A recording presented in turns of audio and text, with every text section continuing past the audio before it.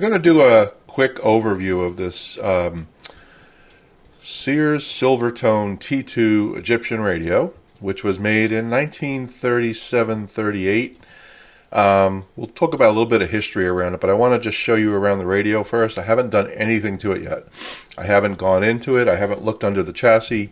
Haven't done any of that stuff yet. So let's give you an overview. So first of all, you'll notice that a number of these buttons are missing, and I assume that's fairly common.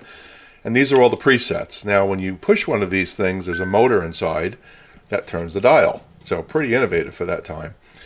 You've got your standard controls. This one knob was missing, and I was able to find a similar one on, it's actually the same one, on eBay. However, this one had a splined inside. I don't know if that's focused or not. So I drilled it out, and I installed a set screw right there. I'm not getting good focus. So I made a set screw so it matches the rest of them. So we now have a matching knob. We still have a bird available if anybody wants it. I've also cleaned a little bit of the cabinet. Free bird. I've cleaned the cabinet. It actually has a really nice shine. There's only one imperfection, and it's right here, and there's basically some varnish missing. So I don't know what I'm going to do with that yet. I don't know if I'm going to refinish the whole cabinet professionally or leave it as it is and just let it have its war scars. But let's flip it around the back and we'll take a look there. Here we are around the back, and you'll notice it does have a power cord. I've not plugged it in. I don't know if I trust it, so I don't think I'll do that. And it has a long wire antenna here, I imagine. That's what that is. And there's probably a wire for a ground. We've got a detachable speaker, which is a Rolla. Fairly common for that era. And this right here is the prize jewel, I guess, of the whole radio, which is the motorized tuner. Now, what I understand is that there's some nylon gears in here which deteriorate over time, and most people have either made their own or had to source them. So I assume that I'm going to have to do the same thing, but we'll find out. We're not there yet. We also have a Magic Eye tube up here, right there. And then, aside from that, it's a transformer set. We've got a couple of tubes here. I have the rest of the tubes that came with the radio. And again, haven't looked under the chassis. Here's a nice label that's still intact. And it talks about the set, and it talks about the patents. And I think it's got a parts list. I got to see if I can clean that up a little bit and maybe try to read it a little bit better. But you'll see the cabinet is in decent shape. It's fairly solid, actually, considering its age. And the big surprise for me is what's under here. So we'll have to see. I don't see a capacitor can. Oh, actually, I do. It's right here. See that little cardboard thing right there? That's the cap can. I don't know if it's original or not. We'll find out.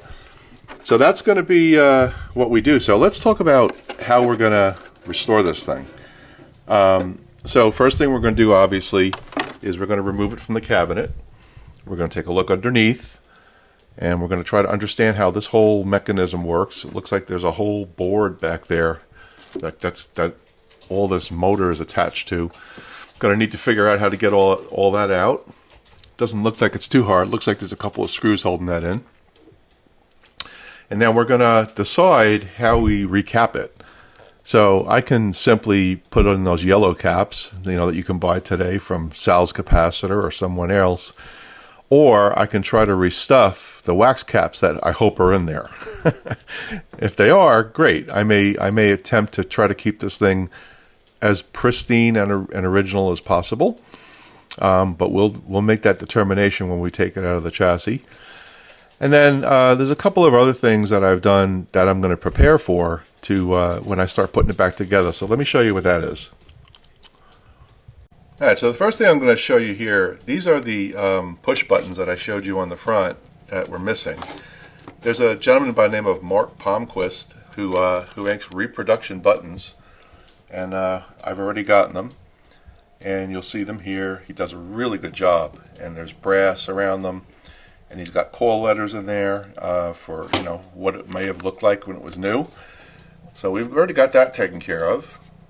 I showed you the knob that I was able to recraft. And the other part that we're going to need is a new dial plastic. And this is a plastic dial. It's not metal, it's not glass. And we've got a new dial right here. Dial lens, I guess is what you call it. And this also came from Mark Palmquist right here. And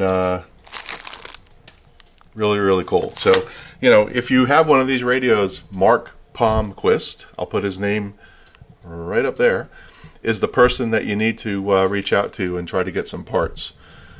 I also have some spare knobs here. I'll show you a couple of spare knobs that I can use if I need to.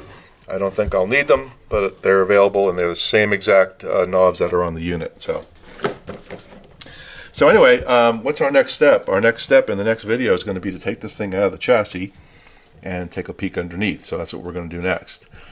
I'm also still working on the Zenith 6315, still doing the rewiring, so I'm not going to show you that. You already know what rewiring looks like.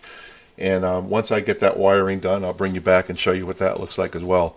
But I wanted to fill you in on how this is going with this project. And I will absolutely be doing a full restore series on this. And like I told you in the previous video, there is no such thing as a YouTube video on restoring one of these things. So that's going to be interesting, and we'll have something available for anyone that does it in the future. All right? So that's our update for today. I hope everybody's doing well, and enjoy the Super Bowl. Take care.